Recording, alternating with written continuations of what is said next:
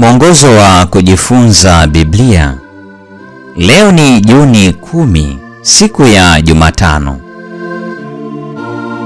Mada ya leo inasema njia ya kwenda Emau.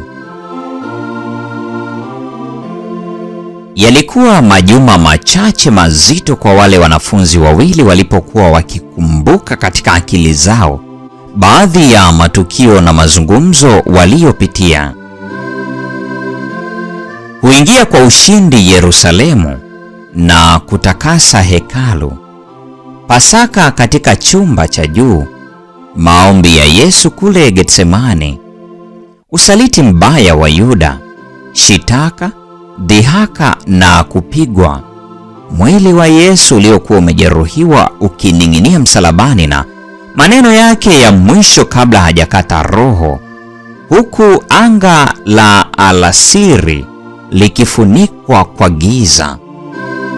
Kupasuka kwa pazia la hekalu kwa sauti kubwa, makaburi ya wenye haki yakifunguka, kuchukua kwa upole mwili wa Yesu kutoka msalabani na kuweka kaburini kabla ya Sabato, na kisha machafuko, kukatishwa tamaa na maswali katika akili za wanafunzi: walikosea wapi?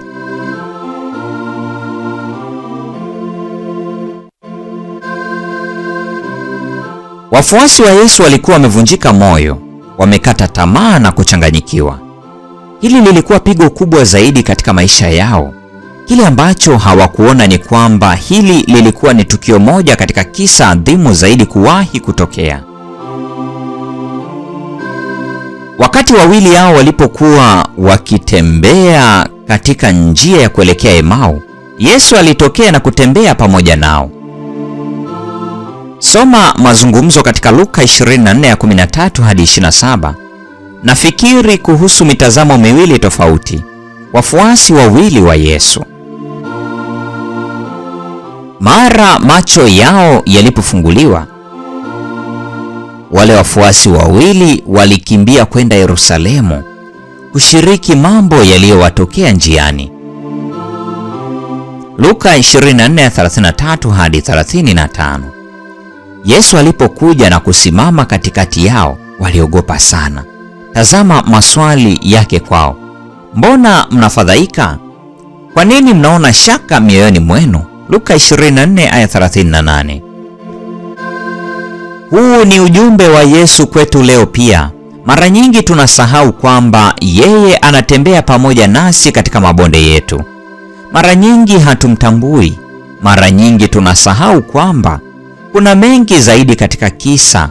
Mara nyingi tunasumbuka na kuruhusu mashaka kujaa mioyoni mwetu, tukisahau kwamba Yesu anashikilia maisha yetu pasi na hofu mikononi mwake. Mara nyingi tunadhani tunajua zaidi kuliko Yesu kuhusu kile kinachoendelea katika maisha yetu. Luka 24:18.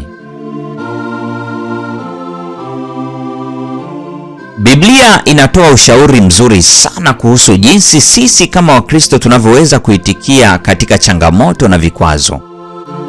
Tenga muda kusoma vifungu hivi vifupi: Warumi sura ile ya 8 aya 28, Wafilipi sura ile ya 4 aya 4 hadi 13, Yakobo sura ya 1 aya 2 hadi ya 4 na aya ya 12, na Wakorintho wa pili sura ile ya 12 aya 9 na ya 10. Kama sehemu ya masomo yako, andika ujumbe muhimu wa aina 3 ambazo unaweza kushiriki na mtu anayekumbana na vikwazo kwa sasa. Weka akilini Wakorintho wa pili sura ile ya 1 aya 4. Mpendwa wa mfuatiliaji wa mfululizo wa masomo haya ya mwongozo wa kujifunza Biblia, hii ni Juni 10 ya mwaka 2026, siku ya Jumatano, njia kwenda Emau. Na huo ndio mwisho wa tafakari ya mada hii nzuri siku ya leo. Neema ya Bwana wetu Yesu Kristo, pendo la Mungu na ushirika wa Roho Mtakatifu uwe nasi sasa na hata milele. Amina.